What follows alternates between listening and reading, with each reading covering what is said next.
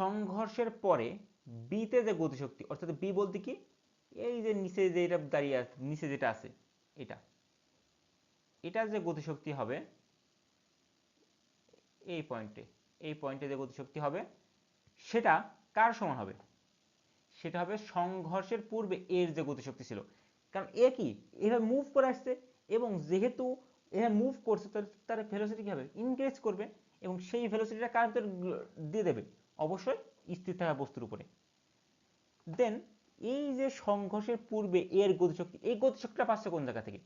এই জায়গা থেকে যখন ছেড়ে দিচ্ছি তখন কি সে স্থির আছে, তো তার মধ্যে একটা 1 মিটার উপরে থাকার কারণে এর মধ্যে একটা কি বিভব শক্তি আছে। এই বিভব শক্তিটা কি গতি শক্তিতে কনভার্ট করবে। গতি শক্তিতে কনভার্ট করার সময় যখন একদম ভূমিতে চলে আসবে তখন কি তার কোনো বিভব শক্তি আছে? অবশ্যই না। তাহলে জাস্ট কি শক্তি আছে? গতি শক্তি আছে। এবং এই গতি শক্তি পালাম কোন জায়গা থেকে? বিভব শক্তি থেকে। এবং এটা